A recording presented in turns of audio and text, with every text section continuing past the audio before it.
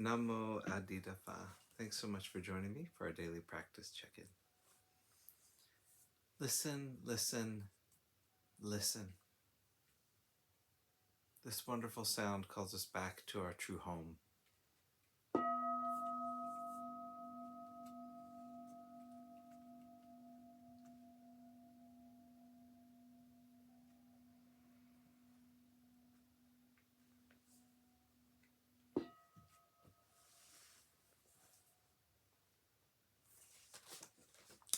The fifth mindfulness training.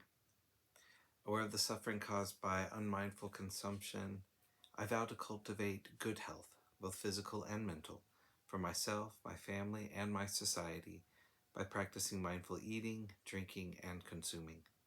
I will ingest only items that preserve peace, well-being, and joy in my body, in my consciousness, and in the collective body and consciousness of my family and society. I'm determined not to use alcohol or any other items that contain toxins, such as certain TV programs, magazines, books, films, and conversations. I'm aware that to damage my body or my consciousness with these poisons is to betray my ancestors, my parents, my society, and future generations. I will work to transform violence, fear, anger, and confusion in myself and in society by practicing a diet for myself and for society.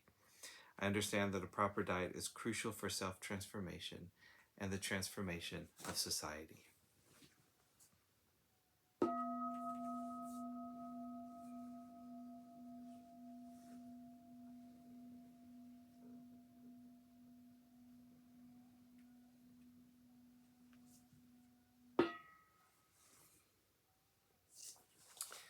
For our Dharma lesson, we've been reading More Than Mindfulness, Widening the Field of Practice by the Monastics of the Thai Forest Sangha. We're continuing in a talk by Ajahn Sucitto today called Breathing Intelligence. Unfortunately, even with meditation, you can do constrictive techniques where you don't have to notice the insecurities or the uncertainties or the awkward, unpleasant bits, so you don't realize you have them. The presence of internal discord isn't necessarily because you've done terrible things, but some of this is because terrible things have been done to you.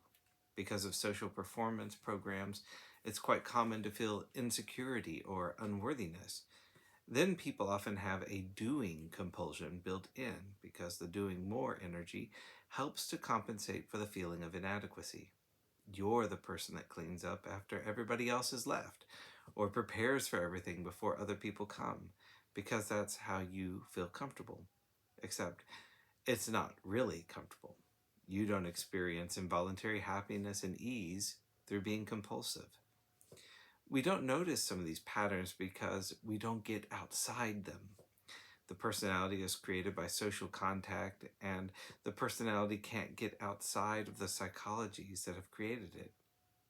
So we have to find a basic intelligence that's not about the person, but at the same time is more than an idea or principle, something directly felt and intimate. Well, your breathing body is more intimate than the personality. In the breathing body, you can feel those senses of insecurity and uncertainty, but if you establish the right basis, you don't tangle with or become them.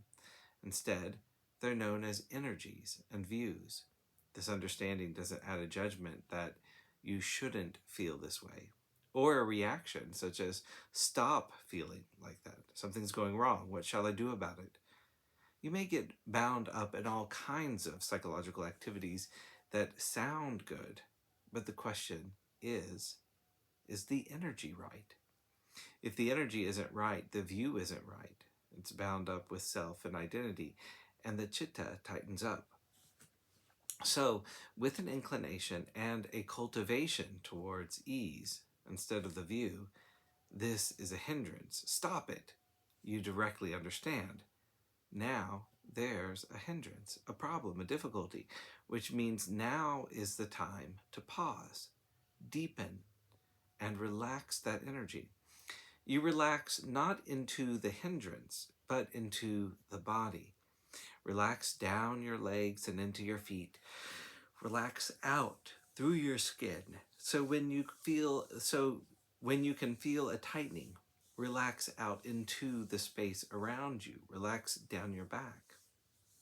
By doing and sensing this, you counteract the normal tendency, which is when difficulties start occurring. Our inherited psychologies start happening, and we get tight to deal with them. Identification takes over, and the person grabs hold of the practice and creates the knot that binds the difficult energy into a personal problem.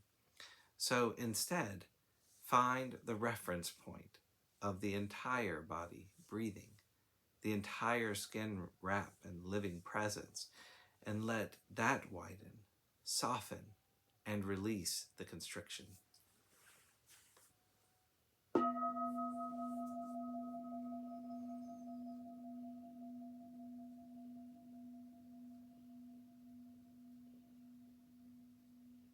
May all beings be well. May all beings be happy.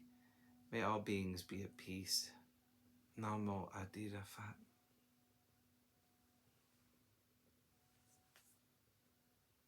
Thank you for joining me today.